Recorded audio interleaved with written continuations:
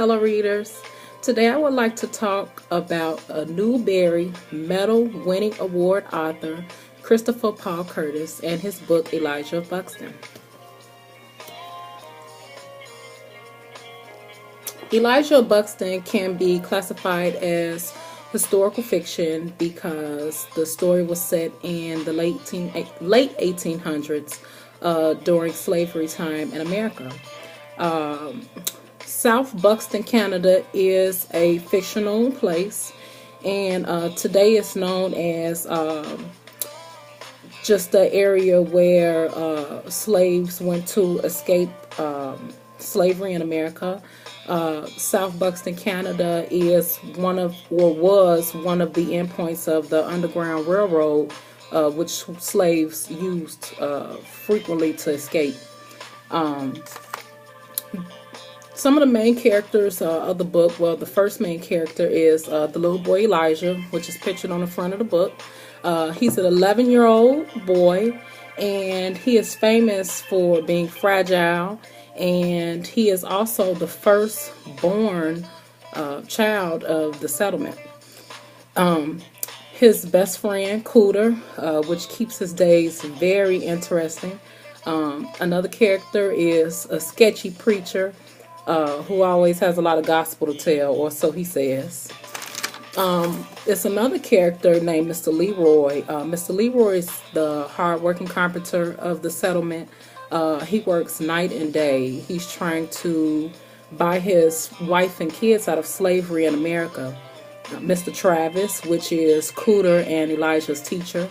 And he's a firm believer in being free and educating the young children in the settlement, and he demands respect.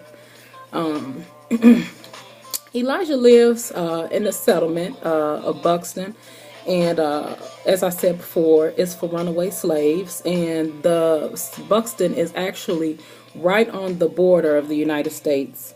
And unfortunately, all people see is in Elijah is that he's a fragile boy, and who's scared of snakes and tends to talk too much.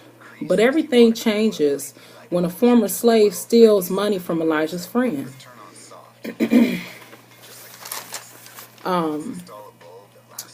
One of the other characters that live in the settlement has stolen this money from Elijah's friend, and to buy his family out of the South.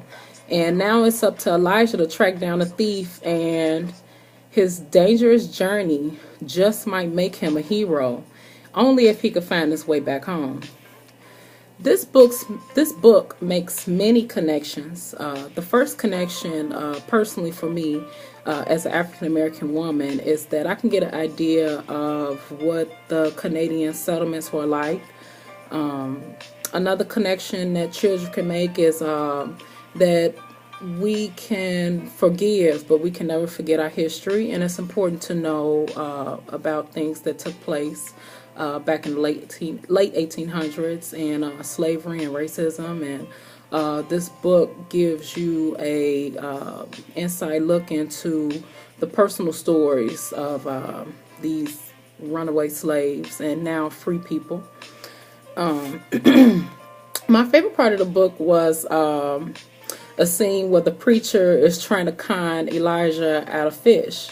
Elijah enjoys fishing, and he had just came back from a fishing trip, and he is stopped by the preacher on his way back home, and the preacher is trying to give him sketchy math, and he tells him that he's asked him, had he ever heard of the word tithing?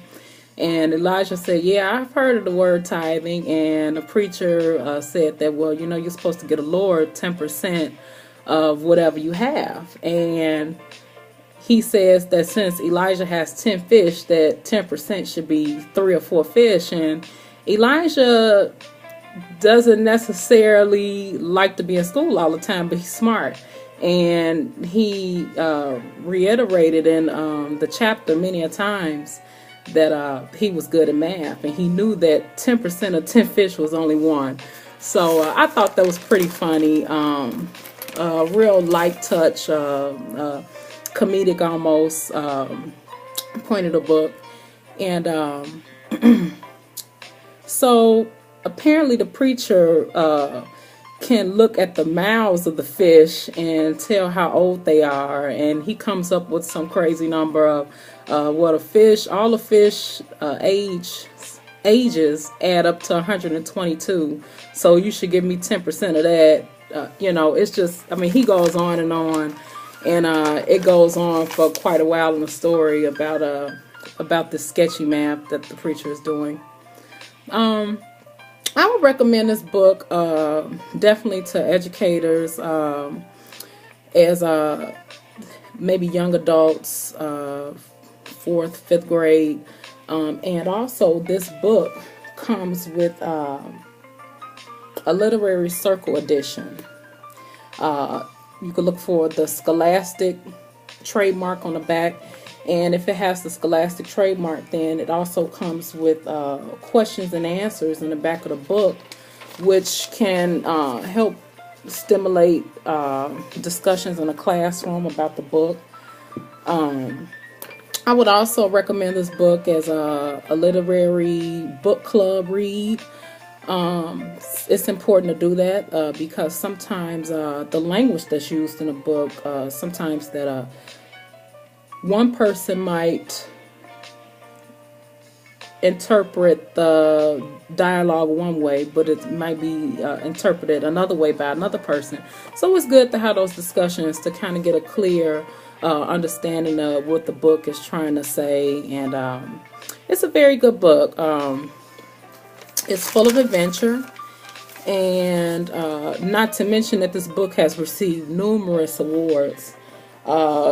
Just to name a few, it won the Coretta Scott King Award, a winner of the Scott Odell Award for Historical Fiction, winner of the Canadian Library Association Book of the Year.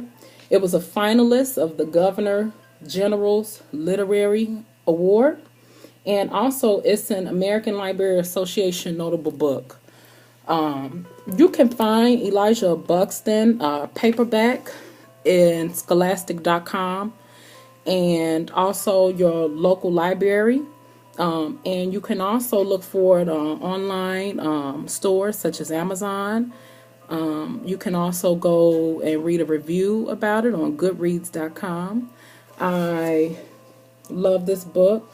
On chapter 7 right now, finishing, and I'm looking forward to it, and I enjoy it. And I hope you enjoy it too. Thank you.